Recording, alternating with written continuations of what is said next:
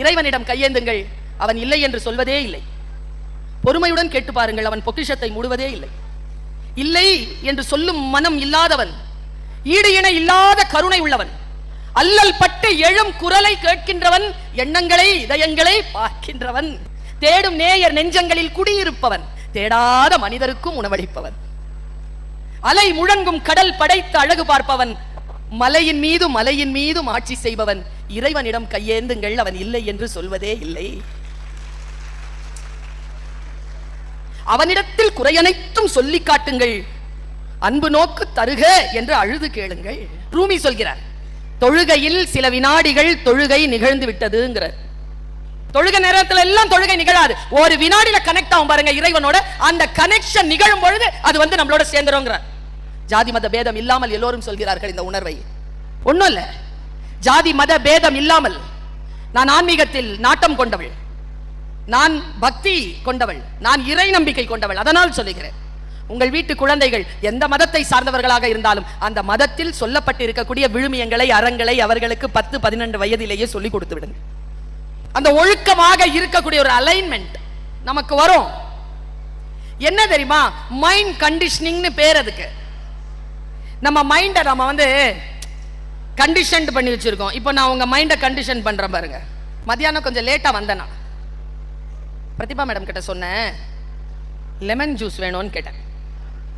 கவனிங்க, லெமன் ஜூஸை கொண்டாந்து கொடுக்கறதுக்கு பதிலா அந்த அம்மா ஒரு வேலை பண்ணாங்க. ஒரு வாட்டர் பாட்டில் எடுத்துட்டு வந்தாங்க, ஒரு எலுமிச்சை பழத்தை எடுத்துட்டு வந்தாங்க, சக்கரை டப்பாவை எடுத்துட்டு வந்து உங்களுக்கு என்ன டேஸ்ட்ல வேணுமோ கலந்துக்கோங்க மேடம்னு வச்சுட்டு போயிட்டாங்க. சரியா? இப்போ நான் டம்ளர் எடுக்கிறேன், எடுத்துட்டீங்கன்னா டம்ளர்ல அந்த வாட்டர் அந்த தண்ணீரை ஊற்றுறேன், எலுமிச்சை பழம் கையில் எடுத்தேன், 2ஆ வெட்டினேன், அப்புறமா இந்த சர்க்கரையை பார்த்தேன். எனக்கு சர்க்கரை தான் பிடிக்காது. சர்க்கரை இல்லாமல் இந்த லெமனை தண்ணியில் புழிஞ்சு குடிச்சா நல்லா இருக்காது. அதனால என்ன பண்ண, ஒரு ஸ்பூனை எடுத்து லெமனை புழிஞ்சேன், புழிஞ்சு அப்படியே வாயில போட்டுக்கிட்டேன். இப்போ சொல்லுங்க, எத்தனை பேர் வாயில தண்ணி ஊறுது? புரிச்சா? இதுக்கு பேர் தான் கண்டிஷனிங். நான் உங்க மைண்டை கண்டிஷன் பண்ணிட்டேன். எலுமிச்சை பழமே சாப்பிடாமலேயே எலுமிச்சை பழம் சாப்பிடுற அந்த உணர்வை உங்களுக்கு நான் ஏற்படுத்தினேன். இதுதான் ஒரு கவிதை செய்யும், இதுதான் ஒரு இலக்கியம் செய்யும், இதுதான் ஒரு பாடம் செய்யும், உங்களுடைய மைண்டை கண்டிஷன் படுத்தும். ஆனால் எங்க நாம தப்பு செஞ்சிடக்கூடாதுன்னா, எந்த விஷயத்துக்கு கண்டிஷன் ஆகணுமோ அந்த விஷயத்துக்கு தான் கண்டிஷன் ஆகணும், எந்த விஷயத்துக்கு கண்டிஷன் ஆகக்கூடாதோ அந்த விஷயத்துக்கு கண்டிஷன் ஆகக்கூடாது. இங்கதான் நாம எங்க தப்பு பண்றோம், எங்க ஜெயிக்க. பாருங்க, தெனாலிராமன் கிட்ட ஒரு பூனையை கொடுத்தாராம் அந்த ராஜா. கொடுத்துட்டு தண்டனை, லேட்டா அவைக்கு வந்ததுக்கு தண்டனை, 10 நாள் இந்த பூனையை வளர்த்து கொண்டு வாடான்ட்டு. பார்த்தாரு தெனாலிராமன், பூனையை வளர்க்க முடியுமா? ஒரே நாள்ல அந்த பூனையை வளர்க்க முடியாதுங்கிற நிலையில அந்த பூனைக்கு மைண்ட் கண்டிஷனிங் பண்ணார். என்ன பண்ணாருன்னா, சூடா பாலை வச்சுட்டார். சூடா பாலை வச்ச உடனே சுட்டுக்குச்சு பூனை. அடுத்த நாள் வச்சா சாப்பிட மாட்டேங்குது. அதுக்கு அடுத்த நாள் 5 நாள்ல பூனையை கொண்டு வந்தா ஒல்லி ஆயிடுச்சு பூனை. சார் இது என்கிட்ட இருந்தா செத்துரும் சார்னு, என்னால வளர்க்க முடியல சார். ஏன்? பால் வச்சா குடிக்க மாட்டேங்குது சார். எங்க பால் கொண்டு வான்னாரு மன்னர். பால் கொண்டு வந்து வச்ச உடனே பூனை குடிக்கல. தெனாலி என்ன செய்தார்? பூனையினுடைய மனதை கண்டிஷன் செய்தார். இங்க பெண்கள் எல்லாம் இருக்கிறீங்கல்ல, உங்களை பத்தி எனக்கு ரொம்ப அக்கறை உண்டு. நான் ஒரு பெண்ணை எழுப்பி கேட்கிறேன், நீங்க என்னமா செய்றீங்க? அவர் இன்ஜினியருங்க, மேன்மை விஞ்ஞானி, நீங்க விஞ்ஞானியுடைய வைஃப். Okay done. அதானே உண்மை. நல்ல வேலை விஞ்ஞானியுடைய வைஃப்னு சொன்னீங்க. நம்ம பொம்பளை கிட்ட கேட்டு பாருங்க, அது ஆம்பளை குரல், மரியாதை செய்யறேனா. பொம்பளை கிட்ட கேட்டு பாருங்களா, ஹவுஸ் வைஃப் அப்படின்னும். அந்த ஆளுக்கு தானே வைஃபா இருக்க முடியும், ஹவுஸ்க்கு எப்படி வைஃபா இருக்கிறது? கரெக்டா சொன்னீங்க நீங்க. விஞ்ஞானியின் மனைவி அவ்வளவு சுலபமானதா வீடு? நல்ல வயசானதுக்கு அப்புறமா சொல்லுவாங்க இவங்க, 65 வயசுல சொல்லுவாங்க, ரிட்டையர் ஆயிட்டு வீட்டுக்கு போன்னு சொல்லும் போது சொல்லுவாங்க, ஆலம் விழுதுகள் போல் 1000 உறவும் இருந்தென்ன, வேற என்ன நீ இருந்தாய், அதில் நான் விழுந்து விடாது இருந்தேன். என் தேவையை யார் அறிவார், உன்னை போல் தெய்வம் ஒன்றே அறியும். அத 35 வயசுல சொல்றது, ரிட்டையர் ஆனதுக்கு அப்புறமா சொல்ற. நல்ல வார்த்தைகளை, நல்ல பாடல்களை, நல்ல விஷயங்களை சொல்லி இந்த மைண்டை டியூன் பண்ணணும். நீங்க டியூன் பண்றதே இல்லையா, அதனால நமக்கு புரியறது இல்ல. நான் இப்போ ஒரு கணக்கு சொல்லி நிறுத்த போறேன். ஒரு 10 நிமிஷம் பேசலாமா மேடம்? எல்லாரும் அலர்ட்டா இருக்கிறீங்களா? நான் கேள்வி கேட்பேன், டக்குன்னு பதில் சொல்றவங்களுக்கு சிவசுப்பிரமணியம் சார் தன்னுடைய சொந்த செலவில் உங்களுக்கு ஒரு புத்தகம் வாங்கி தருவார். ஓகேவா சார்? இப்போ எல்லாரும் அலர்ட் ஆவாங்க பாரு, இந்த கிளாஸில் ஒலியா இருக்காது இப்போ. அதனால தான் சில விதைகளை தூவுது. இது எனக்கு சிலம்பொலி செல்லப்பனார் சொன்னார் சார். கவனமா, தமிழ் என்ன விஷயங்கிறீங்க. 2 பேர் சார், ஒரு ஆளுக்கு பேர் ஏ, ஒரு ஆளுக்கு பேர் பி. நாம இல்ல, ஏ பி ரெண்டும் போகுதுங்க. ஒரு பாலைவனத்துல போகும்போது ஏ வந்து பி ஏ திரும்பி பார்க்கிறாரு, வழித்துணையா வரப்போறியா அப்படிங்கிற மாதிரி பார்க்கிறாரு. அதே பாசத்தோட ஏ பார்க்கிறாரு பி. ரெண்டும் பாலைவனத்துல நடக்க தொடங்குறாங்க. ஒரு 5 அடி தாண்டின உடனே பி கேக்குது ஏ கிட்ட. கவனமா கேளுங்க. பி கேக்குது ஏ கிட்ட, எங்க போறீங்க? 10 கிலோமீட்டர். நானும் 10 கிலோமீட்டர். அங்க ஒரு ஊர் இருக்கு. ஆமா சரி. ஒரு 1 கிலோமீட்டர் நடந்ததுக்கு அப்புறமா ஏ கேக்குறாரு, வெயில் அதிகமா இருக்குல்ல, தண்ணி வச்சிருக்கீங்களா? பி உஷார், நான் எனக்காக வச்சிருக்கேன், நீங்க உங்களுக்காக வச்சிருக்கீங்களா? ஏ சொல்லுது, எனக்காக வச்சிருக்கேன், அதனால தான் கேட்டேன். சரியா? கொஞ்ச நேரம் தண்ணி குடிக்கிறாங்க. இன்னொரு ஒரு 3 கிலோமீட்டர், டயர்ட், ஒரே ஒரு ஈச்ச மரம். அந்த ஈச்ச மரத்துக்கு 2 பேரும் உட்காந்துடுறாங்க. சாப்பிடலாமா அப்படிங்கிறாரு பி. ஏ அலர்ட் ஆயிட்டு, நான் எனக்கு சாப்பாடு கொண்டு இருக்கேன், நீ உனக்கு சாப்பாடு கொண்டு வந்திருக்கியா? நானும் கொண்டு தான் வந்திருக்கேன். அப்ப உட்காரு சாப்பிடலான்னு துணி விரிச்சு சாப்பாடு டப்பாவை எடுத்து வைக்கும் போது எங்கிருந்தோ வந்தான் ஒருவன், இடைச்சாதி நான் என்றான். சார் ரொம்ப நேரமா நடக்கிறேன் சார், காசு இருக்கு சார், சாப்பாடு வாசனை கேட்ட உடனே ஓடி வந்தேன் சார். சார் காசு கொடுக்குறேன், உங்களோட எனக்கு ஒரு வாய் சோறு கொடுப்பீங்களா சார்? ஓகே. ஏ யோ சாப்பாடு வாசனை போயிருச்சு இல்ல உன் மூக்குக்கு, உட்காரியா சாப்பிடலாம். என்ன காசு பெருசா, காசு கொடுத்தா எல்லாம் கிடைச்சிருமா? உட்காரியா.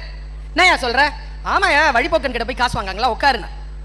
இப்ப பாருங்க, 2 பேரும் எடுத்து ரொட்டி தான் வைக்கிறாங்க. ரொட்டி வச்சு 3 பேரும் சரிசமமா சாப்பிட்டு முடிச்சாங்க.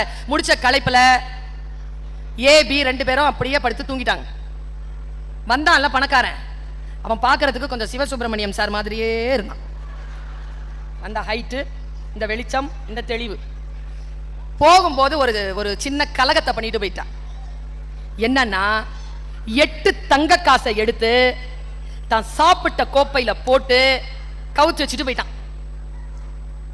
எல்லோரும் உறங்குகின்ற பொழுது யார் ஒருவர் வேலையை செய்து கொண்டிருக்கிறார்களோ அவர்கள் தானே வாழ்க்கையில் முன்னேறி கொண்டிருக்கிறார்கள். போயிட்டான். இவன் என்ன பண்ணாங்க, எழுந்து உட்கார்ந்தா. டப்பாவை திறந்து பார்த்தா 8 காசுங்க, தங்க காசுங்க. இன்னைக்கு விலையில ஒரு தங்க காசு என்ன விலை? என்ன சார் கையை காட்டுறீங்க? வாங்க முடியாதா மேடம்? எல்லாரும் அப்படிதான் சொல்லிட்டு இருக்கோம். வாங்க முடியாது சார், வெரி எக்ஸ்பென்சிவ். 8 தங்க காசு பார்த்த உடனே ஏ கண்ணில் வெளிச்சம் பளிச்சுன்னு இருந்துட்டு அந்த காசுனுடைய சத்தம் கேட்டு பி எந்திரிச்சிட்டான். என்ன அப்படின்னா, 8 காசு கொடுத்துட்டு போயிருக்காங்கடா, இந்தடா உனக்கு 4 எனக்கு 4, வாடா போலாம், இப்பவே சம்பாதிச்சிட்டோம்டா. பி சொன்னா, கணக்கு அப்படி வராது. ஏன் நீ எவ்வளவு ரொட்டி கொண்டு வந்த? ஏண்டா கேக்குற? நீ எவ்வளவு கொண்டு வந்த? 3, நான் 5. மரியாதையா எனக்கு 5 கொடுத்துட்டு நீ 3 எடுத்துக்கோ. இல்ல இல்ல காசுக்கா வித்தோம், அதெல்லாம் முடியாது. 5 3 4 நாளா? தமிழர்கள் சைலண்டா இருந்தா கொஸ்டின் பேப்பர் வந்துருச்சு இல்ல? 4 நாளா? நாங்க இவ்வளவு நல்லவங்களா இருக்கிறீங்க. 4 நாளா? அவங்க கேட்கல. 2 பேரும் சிண்டு முடி சண்டை. நேரா சையத் அல்தாப் மாதிரியான ஒரு ஆள்கிட்ட போயிட்டாங்க. சரியா? போன உடனே அவர் பார்த்தார், என்னப்பா பிரச்சனை? சார் சாப்பாடு சாப்பிட்டு இருந்தோம் சார், ஒருத்தன் வந்தா சார், நாங்க ரொட்டி சாப்பிட்டு இருந்தோம் சார், காசு வச்சுட்டு போனா சார், ஆளுக்கு 4னா அவன் ரொட்டி கணக்கு கேட்கறான் சார். அப்படியா? என்ன ரொட்டி கணக்கு அது? சார் நான் 5 கொண்டு வந்தேன் சார், இவன் 3 தான் சார் கொண்டு வந்தான். சரி இப்போ வாங்க, எப்படி சாப்பிட்டீங்கன்னு சொல்லுங்க. சார் 5 3 ரொட்டியை எடுத்து வச்சோமா? கவனமா மிஸ் பண்ணிடாதீங்க. 5 3 ரொட்டி எடுத்து வச்சோமா? ஆமா. ஒரு ரொட்டியா எடுத்து 3 3 பிரிச்சோமா? சரி. 3 பேரும் சாப்பிட்டோம் சார், சமமா தான் சார் சாப்பிட்டோம். ஆனா இந்த 5 ரொட்டி சார். சரி 2 பேரும் வெளியில இருங்க, காசை கொடுங்க சார். காசை கொடுத்துட்டு வெளியில வெயிட் பண்ணுங்கடா. காசை வாங்கி வச்சுக்கிட்டு வெளியில போனாங்க. முதல்ல அவரு பிய கூப்பிட்டார், காசை கொடுத்து. இங்க பாரு, வெளியில போய் 2 கிலோமீட்டர் தாண்டி தான் திறந்து பார்க்கணும், ஓடியே போயிடணும், அப்புறம் யாருக்கிட்டே பஞ்சாயத்துக்கு வரக்கூடாது போ. அடுத்தது ஏ, கையில காசு கொடுத்து மூடிட்டு ஓடி போயிரு. 2 பேரும் எப்ப சண்டை போட்டுட்டீங்களோ காசுக்காக, 2 பேரும் இனிமேல் ஃப்ரெண்ட்ஸ் கிடையாது. உன் வேலையை நீ பார்த்துட்டு போ, உன் வேலையை நீ பார்த்துட்டு போ. 2 பேரையும் சேர்ந்து பார்த்தா தொலைச்சிருவேன் சொல்லி அமிச்சிட்டார். இதுங்க கம்முன்னு அந்த தெரு தாண்டறதுக்குள்ள கியூரியாசிட்டியில திறந்து பாக்குதுங்க. 5 ரொட்டிக்காரன் கையில 7 காசு இருக்கு, 3 ரொட்டிக்காரன் கையில 1 காசு இருக்கு. ஒருத்தர் சந்தோஷத்துல ஓடி வரான், ஒருத்தன் ஐயோ அம்மான்னு வயித்துல அடிச்சுட்டு ஓடி வரான். இவன் பேச்ச கேட்டிருந்தாலாவது 3 கிடைச்சிருக்கும். நீ எனக்கு 1 ரூபா கொடுத்துட்டியே சாமி, எனக்கு கணக்கு சொல்லுன்னு வந்துட்டான். இவன் சார் நன்றி சார்னு நன்றி சொல்றதுக்கு வந்தான். இப்ப 2 பேரையும் உட்கார வச்சுட்டு கணக்கு சொல்றாரு நீதிபதி. என்ன கணக்கு தெரியுமா? எவ்வளவுப்பா எடுத்துட்டு வந்தீங்க? 8 ரொட்டி சார். 5 3 8 சார். கவனம், 8. 8ல ஒரு துண்டுல எத்தனை, ஒரு ரொட்டியில எத்தனை துண்டு? டக்குன்னு சொல்லணும். 3 துண்டு. 8 ரொட்டியில எத்தனை துண்டு? 24 துண்டு. ஆளுக்கு எவ்வளவு சாப்பிட்டுருக்காங்க? ஆளுக்கு எவ்வளவு சாப்பிட்டுருக்காங்க? 8 சாப்பிட்டுருக்காங்களா? இங்க இருந்து ஒரு சவுண்டு கேட்டுச்சு, இது யாருன்னு தெரியல, போகும்போது கண்டுக்கிற 3. என் கிளாஸ்ல யாரும் ஃபெயில் ஆகுறதில்ல சார், நான் ஃபெயில் ஆக விடுறதில்ல. 25 வருஷ வாழ்க்கையினுடைய எக்ஸ்பீரியன்ஸ் சொல்றேன். என் கிளாஸ்ல இது வரைக்கும் யாரும் ஃபெயில் ஆனதில்ல. என்னுடைய வரலாறு சரியா? ஆளுக்கு 8 சாப்பிட்டுருக்காங்களா? 5 ரொட்டியில எத்தனை துண்டு? 15 துண்டா? எவ்வளவு அவன் சாப்பிட்டுருக்கான்? எவ்வளவு சாப்பிட்டுருக்கான்? மீதி எவ்வளவு? அதனால அவனுக்கு 7 காசு. 9 துண்டா 3 ரொட்டியில? எத்தனை துண்டு 3 ரொட்டியில? 9 துண்டா? இவன் எவ்வளவு சாப்பிட்டுருக்கான்? எவ்வளவு கொடுத்துருக்கான்? அதனால அவனுக்கு 1 காசு. மேலோட்டமா பார்த்தா 3 5 4 4ங்கிறது நியாயம் மாதிரி தெரியும் சார். நியாயம் வேறு, நீதி வேறு. நியாயம் உங்களுக்கும் எனக்கும் மாறுபடும், ஆனால் நீதி யாருக்கும் மாறுபடாது. அந்த நீதியை முன்னெடுக்கக்கூடிய எல்லா கருத்துக்களையும் எல்லா சொற்களையும் நாம் நம்முடைய வாழ்க்கையில் பின்பற்ற வேண்டும்.